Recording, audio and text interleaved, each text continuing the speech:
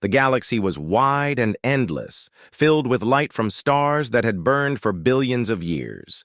Across that endless ocean of space, voices carried in the form of radio waves, coded messages, and beams of energy. Some were greetings, some were warnings, and some were desperate cries for help. One such cry came from the Therial Union, a peaceful collection of alien worlds. For centuries, the Therial believed in art, trade, and exploration. They were builders, not warriors. But now, they're shining. Cities were burning. The Draal Dominion, a cruel and expanding empire, had swept across their border worlds like a storm. The Therial fleets, small and unprepared, were broken in battle after battle. Their colonies fell. Their people were enslaved. Their culture, their history, their very hope, was being crushed. When the last Therial Council gathered in secret, they sent one final message. It was not aimed at any single ally, because no ally was strong enough to help them. Instead, they broadcasted a wide signal, a cry to anyone, anywhere who might hear. The message was simple. It was not filled with grand speeches or clever words. It was a voice heavy with sorrow, pleading, "This is the Union of Therial. We are falling. Our homes are burning.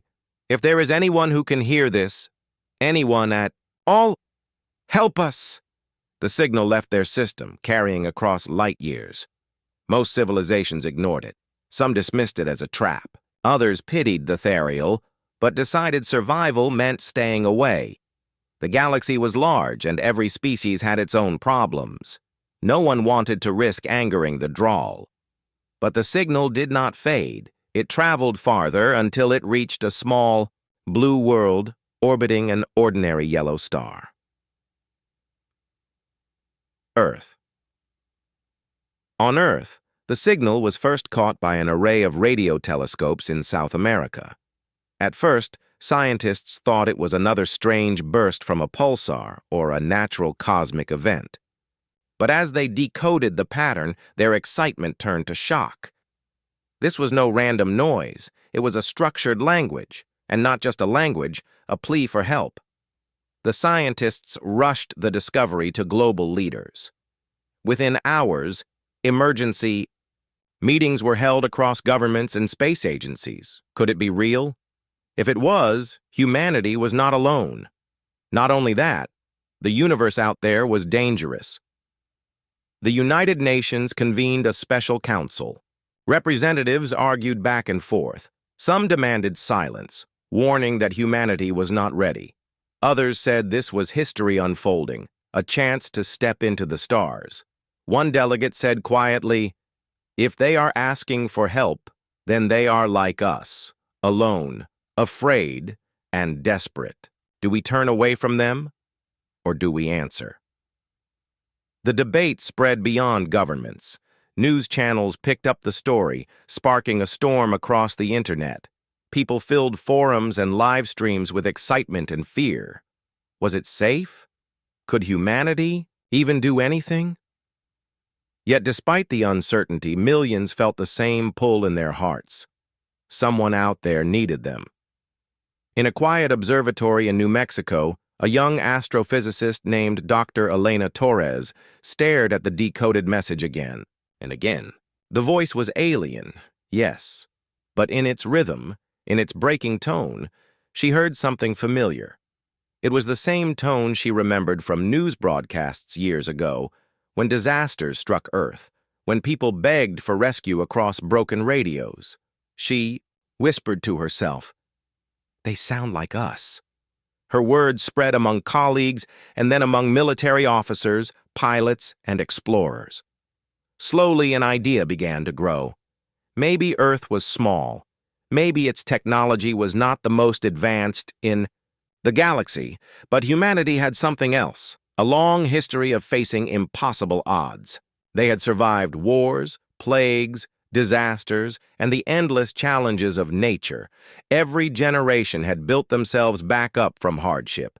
Humanity had a spirit that refused to die. And so, while politicians still debated, volunteers began to rise.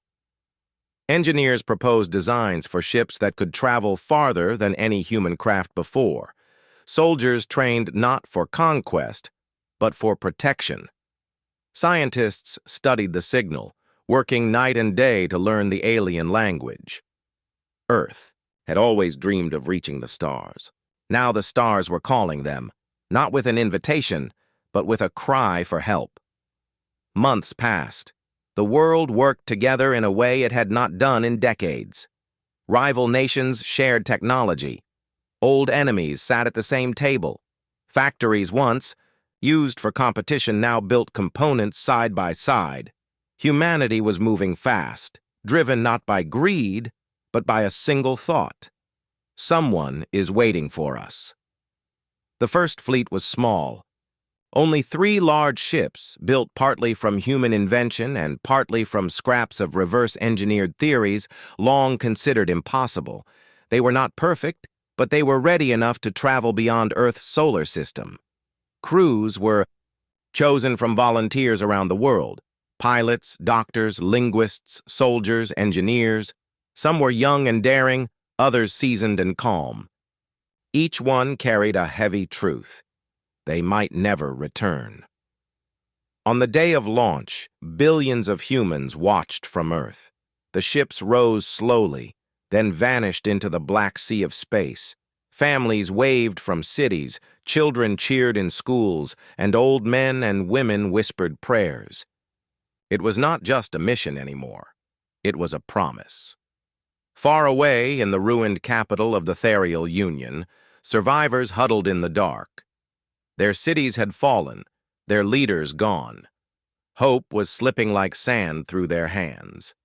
Many whispered that the cry had been in vain, that no one had heard them, that the stars were silent. But high above their broken world, in the depths of space, a faint transmission crackled into life. "This is Earth. We hear you. Hold on." The voice was clear, strong, and utterly alien to them, yet filled with determination. For the first time in years, the Ethereal dared to lift their heads and believe. Somewhere, far beyond their knowledge, someone was coming. And though they did not know it yet, the galaxy would soon learn a truth whispered in fear and awe. Earth's so-called monsters had answered the call. The launch of Earth's ships had shaken the world. For the first time in history, humanity was not only looking at the stars, but stepping into them with purpose. Yet behind the excitement, there was fear. No one knew what waited out there. Message from the Ethereal Union spoke of war, conquest, and an enemy called the Droll Dominion. Humanity had only just begun its journey beyond the solar system. Could they really face something so powerful? In the United Nations headquarters, the Grand Chamber was filled with voices. Leaders from every nation sat in a circle, each with advisors whispering at their side. Giant screens displayed the decoded ethereal signal and the first response Earth had sent back. An older delegate from Europe stood and spoke firmly. "We have answered their cry, yes, but we must ask ourselves, can Earth truly help them? Our ships are new, untested. We have no fleets, no colonies, no alliances. If we go too far, we may bring danger back to our own world." A younger delegate from Africa rose in reply. "Danger already exists. The Droll Dominion is out there, conquering world after world. If we ignore this cry, then one day it will be our turn. The choice is simple. We help now, or we wait to be next." The room erupted into debate. Some leaders argued for caution. They wanted to observe, to send only small missions, to learn from a safe distance. Others argued for boldness. They said Earth's strength had always been found in action, not hesitation. Dr. Elena Torres, the astrophysicist who first studied the signal, was invited to speak. She was not a politician, but her voice carried weight. She looked around the room and said softly, "I have listened to their message many times. They are afraid, but they are also hoping. They do not ask for conquerors. They do not ask for leaders. They ask for help, and sometimes that is enough reason. Her words lingered in the air. While leaders debated, humanity itself had already begun to move. Across the globe, volunteers stepped forward. Former soldiers joined training camps, offering to fight if needed. Doctors and nurses applied to travel, saying they would treat the wounded no matter their shape or biology. Engineers worked on new designs to improve the ships already launched. Even artists and teachers wrote letters to be carried across the stars, messages of comfort for the ethereal people. At night, talk shows and news channels filled the airwaves with questions. What if the ethereal are not telling the truth? What if it is a trap? What if the Droll find us? Yet, among all the doubts, one simple belief grew stronger. Humanity could not remain silent. A child in Brazil asked on a live broadcast, "If someone was drowning and we could throw them a rope, should we wait until we are stronger swimmers? Or should we throw it anyway?" The clip spread worldwide, repeated again and again. Meanwhile, the three ships already launched continued their journey. On board the lead vessel, the Endeavour, Captain Malik Idris stood at the observation deck, watching the stars stream past. He had served in Earth's space programs for 20 years, but never like this. His crew was diverse, men and women from every continent, each one carrying the pride of their people. They were still weeks away from reaching the first Union coordinates, but the weight of the mission was heavy on their shoulders. The crew, trained every day, practicing drills, learning alien words from the decoded message, and preparing for whatever they might find. Some joked nervously to hide their fear, others stayed quiet. But one thing united them all. They were the first humans to answer a call beyond Earth. "Captain," said Lieutenant Reyes, the ship's navigator, "do you ever wonder if they'll even want us? To them, we might look frightening." Idris gave a small smile. "Then let us show them what kind of monsters we are. Not the kind that destroy, but the kind that protect." Back on Earth, the debate reached its peak. After weeks of discussion, the United Nations made a decision. Humanity would commit, not just with words, but with action. A new program would be built, the Earth Response Initiative. It would combine resources from every nation, creating more ships, training more crews, and sending supplies to aid the Ethereal Union. The announcement shook the galaxy. Unknown to Earth, the Droll Dominion had spies across many civilizations. When they heard that humans had responded to the Ethereal, they laughed at first. To them, Earth was nothing but a small, backward world. Yet rumors about humanity had always lingered, rumors of a violent history, of resilience, of unpredictable cunning. The Droll leader sneered when told the news. "If the monsters of Earth truly come, we will crush them as we have crushed all others." But deep in his mind, a seed of caution took root.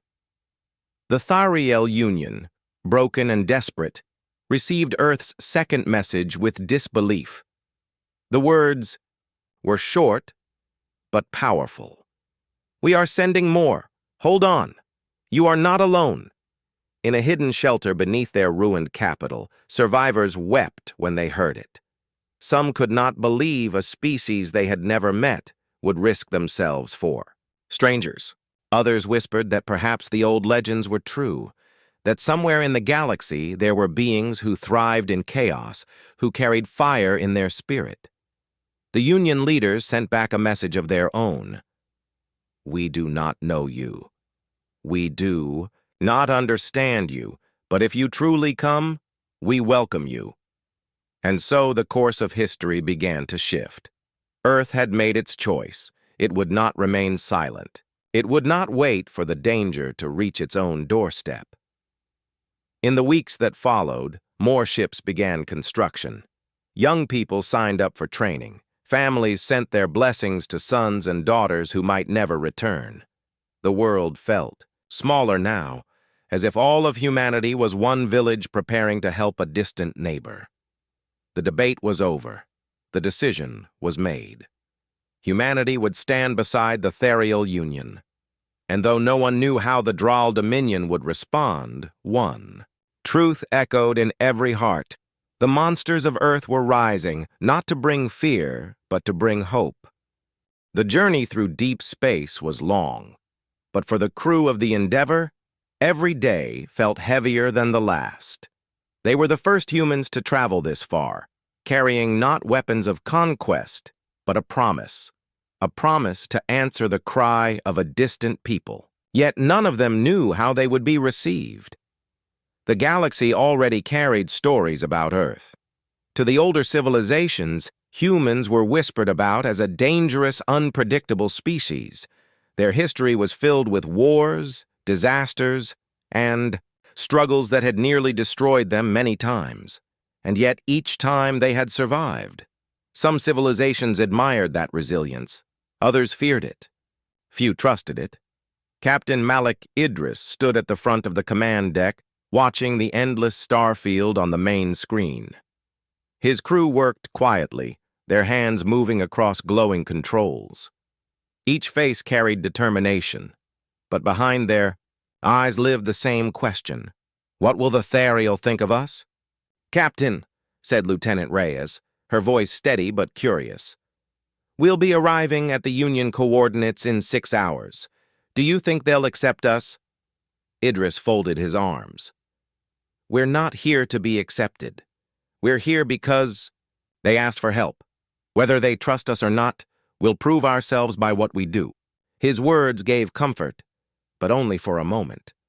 When the Endeavor finally exited faster-than-light travel, the crew gasped at the sight before them. The Union world of Koresh lay below, a planet scarred by war. From orbit, they saw burned cities, broken towers and vast stretches of smoke where once green forests had stood. Alien ships, battered and barely holding together, circled the planet as if shielding it from more attacks. "This is worse than I imagined," whispered Dr. Elena Torres. Her eyes softened as she studied the devastated landscape. They weren't exaggerating in their message. "They've lost everything." A voice crackled through the comms, rough and hesitant. "Unidentified vessels. This is the Therial Union Defense Fleet. State your origin and purpose immediately." Captain Idris straightened and spoke clearly. "This is Earth Vessel Endeavor. We come in answer to your distress signal. We bring aid and support." There was a long silence. Then a different voice replied, sharper, almost fearful. "Earth? You are human? The stories say your kind is dangerous." The bridge crew exchanged uneasy glances. They had expected mistrust, but the hesitation in the alien's voice carried more than doubt. It carried fear. The humans were granted permission to land, though the Therial made their conditions strict. No weapons displayed, no aggressive movements, no hidden intentions. The Endeavor descended through the smoky skies, its hull glowing against the atmosphere. When it touched down on a damaged landing platform, a crowd of Therial soldiers and civilians waited at a distance. The Therial were tall and slender, with silver-toned skin and luminous eyes. Their movements were graceful, but their expressions were cautious. Mothers pulled their children close, elders whispered warnings, and soldiers kept their weapons at the ready, not pointed, but close enough to remind the humans that they were not trusted. Dr. Torres was the first to step out, carrying no weapon, only a translator device. She raised her hands in peace. The Therial commander, a figure in worn armor with a scarred face, stepped forward. "You are human," he said, his voice low. "We have heard of your kind. You fight among yourselves. You destroy your own world. Why would you come here? Why would you risk your lives for us?" Captain Idris moved beside Elena. His voice was calm but strong. "Because you asked. Because—" No one else answered. "Because we know what it means to be at the edge of survival. We will not turn away from you." The commander studied him carefully, then glanced back at his people. Their eyes were filled with both suspicion and a faint spark of hope. The first days of contact were difficult. The Therial placed the humans in guarded camps, giving them only limited freedom. Rumors spread quickly across the Union. Some said the humans were mercenaries seeking profit. Others said they were invaders using false kindness as cover. But while the leaders argued, ordinary Therial began to see something different. Human engineers repaired broken generators in the ruined city. Human doctors treated wounded civilians with steady hands. Human soldiers carried supplies side by side with alien workers, asking for nothing in return. Slowly, the walls of fear began to weaken. The real test came sooner than expected. On the third week after their arrival, alarms blared across Koresh. The Dral Dominion had returned. A fleet of raiders appeared in orbit, intent on finishing what they had started. The Therial defense ships scrambled to respond, but they were too few, too broken. Panic spread across the city. Captain Idris gathered his crew. "We didn't come here to hide. If we stand by and let them fall, then every word we've spoken is worthless. We're going up there." The humans requested permission to join the battle. The Therial Council hesitated, but in their desperation, they agreed. The Endeavor lifted, off, its engines roaring. The crew braced themselves as they entered the fight. The Dral ships were larger, heavier, and designed for war. By comparison, the Endeavor was a fragile mix of Earth's first attempts at advanced spaceflight. But humans had something the Dral did not expect: creativity under pressure. The battle was fierce. While Therial ships fought in tight, predictable formations, the Endeavor moved like no other vessel in the sky. Its pilots improvised maneuvers, darting between enemy fire, using wreckage as cover, even turning debris into weapons. When a Dral cruiser targeted the Therial capital, the Endeavor charged straight at it, releasing a burst of improvised drones created from spare parts. The swarm blinded the cruiser's sensors long enough for Therial cannons to strike and destroy. It on the ground, civilians watched in awe as the human ship moved with reckless bravery. Soldiers whispered that no Therial pilot would dare fly so dangerously, so unpredictably. For the first time in years, the Dral were forced to retreat. When the battle ended, the Therial commander approached Captain Idris on the landing platform. His stern face was softer now. "I thought you were monsters," the commander admitted. "I thought you would bring only more chaos to our suffering. But today, you saved us. You saved people we had already given up on." Captain Idris met. His gaze. "Maybe we are monsters, but we choose who we fight for." Behind the commander, the crowd of Therial citizens began to cheer, not in fear, but in gratitude. Children waved, soldiers saluted, and elders bowed their heads. Humanity had not erased the fear in their hearts, but it had planted something stronger. Hope. That night, in the ruins of Koresh, Dr. Torres looked up at the alien sky. She whispered to herself, "We didn't just answer their cry. We've shown them that monsters can stand for something greater." The Therial had called them dangerous. The Dral had dismissed them as weak. But both would learn the same truth in time. The monsters of Earth had arrived, and they would not leave the galaxy unchanged. The battle above Koresh had changed everything. For the first time in many years, the Dral Dominion had been forced to retreat. The Therial Union, broken and weary, had seen hope in the actions of strangers. And the strangers were humans, the very monsters the galaxy had long whispered about. Yet one victory did not mean safety.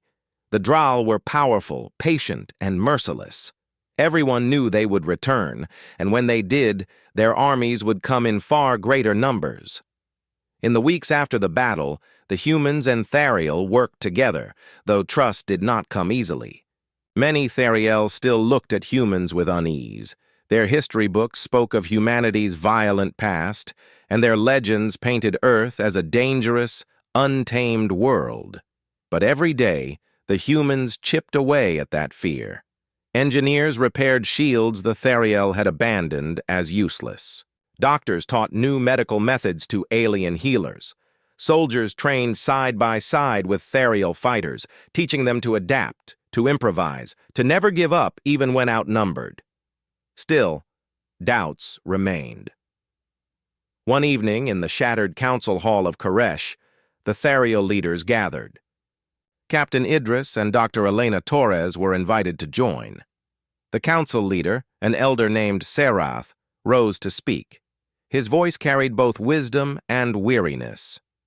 "You humans fought with courage. You saved our people. But courage alone will not stop the Dominion. They have destroyed empires stronger than yours. Why should we believe Earth can change what we could not?" The hall fell silent. All eyes turned to Captain Idris. He stood slowly, his gaze steady. "Because we are not afraid to try the impossible," Idris said. "Your fleets fight with order, with patterns. The Draal know those patterns. They predict them, and they crush you with them. But humans—" He paused, his lips curling into the smallest smile. "We don't follow the script. We write new ones, even in the middle of battle." The council murmured uneasily. They were builders, thinkers, lovers of peace. The idea of fighting without order, without rules, was strange to them, but some, deep in their hearts, began to wonder if perhaps this madness was what the galaxy needed. Far away, in the dark reaches of space, the Draal Dominion was already planning its return. The Draal leader, Supreme Commander Veyric, studied the reports of the battle at Koresh. He tapped his clawed fingers against the table, his eyes narrowing. "Humans," he hissed. "I had heard the stories. I did not believe them. Now I see the truth. They fight like fire, wild, spreading, uncontrollable." An advisor bowed. "Shall we crush them, my lord?" Veyric's mouth twisted into a smile. "Of course, but we must not underestimate them. Fire is dangerous when ignored. We will strike hard enough to remind the galaxy who rules it." Orders were sent. A massive fleet began to move. Back on Koresh, the humans continued to prepare. Dr. Torres worked tirelessly with Therial scientists, sharing Earth's methods of innovation. Together, they built devices the Therial had never considered: simple tools, clever traps, and new ways to power damaged machines. Meanwhile, Captain Idris drilled his soldiers alongside Therial fighters. At first, the Therial struggled with human methods. They were used to discipline, to perfect formations. But the humans taught them to adapt. "Don't think about the plan," one human sergeant said during a joint exercise. "Think about what's in front of you. If it changes, you change. If the enemy blocks your path, you find another." The Therial found the lessons frustrating, even chaotic. But slowly, they began to see results. Battles were not only about strength, they were about creativity. The real test came sooner than expected. Scouts reported that a massive Draal fleet was approaching, larger than anything the Union had faced in years. Its goal was clear, not just to conquer Koresh, but to make an example of it. The council panicked. Some argued they should flee and scatter across the stars. Others said they should surrender and hope for mercy. But Captain Idris stood before them and shook his head. "If you run, the Draal will hunt you one by one until none remain. If you surrender, they will break you. There is only one path left: fight. Not as you always have, but as we will show you." His words struck like lightning. The Union leaders hesitated, then slowly nodded. Together, humans and Therial began to prepare a plan. When the Draal fleet arrived, it filled the sky like a storm. Their ships were dark and massive, bristling with weapons. The people of Koresh trembled, for they had seen this sight many times before, and always it ended in defeat. But this time was different. The Therial fleet rose to meet them, not in rigid formations, but in unpredictable patterns. Human pilots flew alongside them, darting in and out of enemy fire. The Endeavor led the charge, weaving through the chaos, drawing the Dominion ships into traps set by smaller Therial vessels. On the ground, human and Therial fighters worked together. They turned ruined buildings into ambush points, set clever decoys, and used every scrap of material as a weapon. The Draal expected order. Instead, they found confusion. For the first time, the Dominion's commanders hesitated. In the middle of the battle, Dr. Torres activated an experimental device she and the Therial had built together. Using old satellites and human improvisation, they created a network that scrambled the Draal's communications. Suddenly, Dominion ships were cut off from each other, their formations broken. The humans struck hard at that moment. The Endeavor launched a desperate maneuver, flying straight through the heart of the Dominion fleet, forcing them to split their fire. The ship shook violently, but Idris and his crew held steady. "Hold on!" Idris shouted as alarms blared. "If we break them here, they'll remember this day forever." And they did. Against all odds, the Draal began to fall back.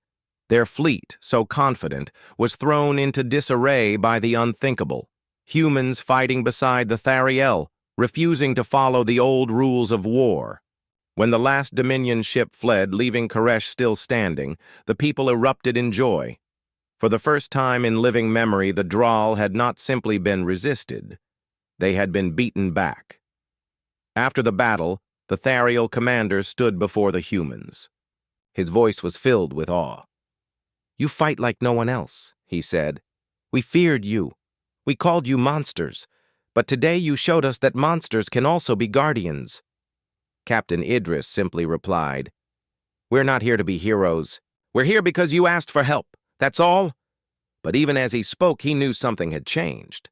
The galaxy would no longer see humans as a distant, primitive species. They would see them as something new, unpredictable, dangerous, and above all, unwilling to stand by while others suffered. The turning point had come, and nothing in the galaxy would ever be the same again. The news of Koresh's victory spread like fire across the stars. For the first time, the Draal Dominion had been forced to retreat. The galaxy whispered in disbelief. How could a broken union and a primitive world like Earth achieve what stronger empires had failed to do? But the Draal were not finished. They were humiliated, and humiliation was something the Dominion never allowed to stand. From their fortress world, Supreme Commander Veyric ordered a massive campaign. Not a raid, not a test. This would be a final strike, a fleet so vast it would crush Koresh and erase both the Therial and the humans from history. "Let the galaxy see," Veyric growled to his generals. "Let them know resistance is foolish. We will make Koresh an example." On Koresh, the Therial Union prepared for the storm. They knew the Dominion would not forgive their defiance. The humans knew it too. The small victory had given them courage, but courage alone would not be enough now. In the underground council chamber, Therial leaders gathered with Captain Idris, Dr. Elena Torres, and the human officers. A hologram displayed the incoming fleet, hundreds of Dominion warships, larger and deadlier than anything Koresh could hope to match. The room was silent as everyone stared at the overwhelming numbers. Finally, a Therial counselor whispered, "It is impossible. We cannot fight this." Idris leaned forward, his voice steady. "It is impossible if we fight their way. But if we fight our way, if we use what they cannot predict, then maybe, just maybe, we can survive." The Union leaders looked doubtful, but the humans had already shown the power of unpredictability. After long debate, they agreed. There would be no surrender. They would fight. Preparation began immediately. The humans worked alongside Therial, engineers, creating traps and defenses unlike anything the Dominion had seen before. Old satellites were turned into guided weapons. Ruined buildings became hidden strongholds. Even the vast rivers of Koresh were rigged with explosives and diversions. Dr. Torres led a team to finish the communication disruptor network. "If we can cut their fleet into pieces," she explained, "they'll be confused, and confusion is our best ally." Meanwhile, Idris trained his soldiers and pilots relentlessly. "Remember," he told them, "we're not stronger than them, but we're harder to predict. Keep moving, keep changing. Never let them know what comes next." The Therial fighters struggled at first, but slowly they adapted. They began to loosen their rigid ways, to fight with flexibility. For the first time, they began to understand the strange human style of war. Then the day came. The sky above Koresh darkened with the arrival of the Dominion fleet. Hundreds of warships blotted out the stars, their weapons glowing with deadly light. The ground shook as the people of Koresh watched in terror. The Union fleet, smaller and patched together, rose to meet them. At the center of it all flew the Endeavor, Earth's proud vessel, its crew bracing for what might be their last battle. Captain Idris stood tall on the bridge. His crew looked to him, their fear hidden beneath determination. "Listen to me," Idris said, his voice calm. "We may not see Earth again, but remember why we are here. We are not fighting for conquest. We are not fighting for glory. We are fighting because someone called for help, and that is enough. Now let's show them what it means to face humans." The battle began with thunder. The Dominion's weapons lit the sky, hammering at the Therial defenses. Ships exploded in bursts of fire. The Union fleet fought back bravely, but they were outnumbered many times over. Then the humans struck. The Endeavor darted forward, weaving through the enemy lines with maneuvers no Dominion pilot could imagine. Therial fighters followed, breaking their old formations and striking from unexpected angles. Human engineers triggered hidden mines in space, scattering debris that damaged Dominion cruisers. On the ground, Dominion dropships descended to invade the cities. But they found not helpless civilians, but a maze of traps. Streets collapsed under them. Fake signals drew them into ambushes. Therial and human soldiers struck from hidden positions, vanishing before counterattacks could arrive. Still, the battle was brutal. For every Dominion ship destroyed, more arrived. The sky blazed with fire. In the middle of the chaos, Dr. Torres's team activated the disruptor network. Across the battlefield, Dominion ships suddenly lost contact with each other. Their fleets, once precise and unified, became scattered and confused. "Now!" Idris shouted. The Endeavor led a daring charge straight into the Dominion's center. It was madness. No sane commander would risk flying into the heart of such a vast fleet. But humans were not known for sanity in battle. They were known for daring. The maneuver split the Dominion lines. Therial ships struck from all sides, turning confusion into disaster. On the ground, soldiers saw the Dominion wavering for the first time. A cheer rose across the city. They can bleed. They can break. But the Dominion did not give up easily. Their flagship, a massive dreadnought, descended into the fight. Its weapons blazed, tearing through Union defenses. The Therial Council cried out in despair. If the flagship reached the surface, Koresh would fall. Captain Idris knew what had to be done. "Set a course," he ordered. Lieutenant Reyes looked at him in shock. "Captain, you can't mean—" "I mean exactly that," Idris said firmly. "We're going to stop that flagship, even if it kills us." The crew exchanged fearful glances, but none argued. They knew the risk, and they accepted it. The Endeavor dove straight toward the dreadnought. The human ship was tiny compared to the giant Dominion vessel, but it flew with the speed and fury of a predator. "We're going to use their size against them," Idris said. "When we reach the hull, we'll detonate the drone swarm. It will overload their shields. Then the Therial can finish the job." The ship shook violently as enemy fire struck its hull. Systems flickered, alarms screamed, but the crew held on. "Closer! Closer!" "Drones ready," Dr. Torres said, her voice steady despite the fear in her eyes. "Release them!" Idris shouted. The Endeavor unleashed its swarm. Hundreds of drones swarmed the dreadnought's surface, overloading its shields with blinding explosions. The massive ship staggered. "Now!"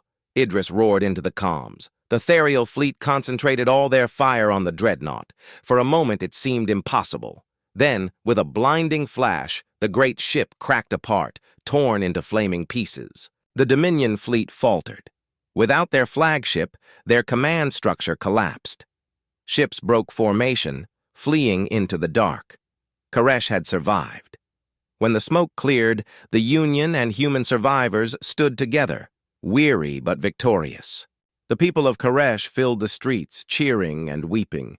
For the first time in generations, they had not only survived the Dominion's wrath, they had defeated it. The Therial commander clasped Captain Idris's hand. Today, the galaxy will remember. The monsters of Earth faced the Dominion and stood unbroken. Idris looked out at the stars. His voice was quiet but filled with pride. We are not monsters. We are human. And that means we never give up. The Battle of Koresh was over. But the war was far from done. Still, on that day, a message spread across the galaxy like wildfire. Earth's monsters had struck fear into the Dominion and given hope to everyone else. The fires of battle on Koresh burned for days. The skies were still black with the smoke of fallen ships, and the earth carried the scars of endless bombardment. But even in the ruins there was life, and there was hope. For the first time in centuries, the Therial Union had defeated the Dominion, and it had not been alone. Humanity had stood at their side, and together they had forced a monster to bleed. Captain Idris walked through the wreckage of the capital with Dr. Elena Torres and Lieutenant Reyes. Around them, Therial workers and human engineers repaired buildings, tended to the wounded, and buried the fallen. Despite the sorrow, there was energy in the air, a quiet strength that had not existed before. "Look at them," Torres whispered. "They are rebuilding. Before, they only waited for the next attack. Now, they believe they have a chance." Idris nodded. "Hope can be stronger than any weapon. And now, they have it." In the council chambers, the leaders of the Therial Union gathered once more. But this time, they were not alone. Representatives of other races had arrived, secretly at first, then openly. The news of Koresh's victory had spread far beyond what anyone had expected. From distant colonies came messages of support. From silent worlds came whispers of rebellion. For the first time in generations, the Dominion's shadow seemed weaker. Small insectoid envoy from the Carol species bowed low before the council. "We were slaves of the Dominion for 100 years. We thought no one could fight them. But you have shown us otherwise. If you fight, we will fight with you." Others followed. Some offered resources, some offered ships, some offered knowledge. The Union was no longer standing alone.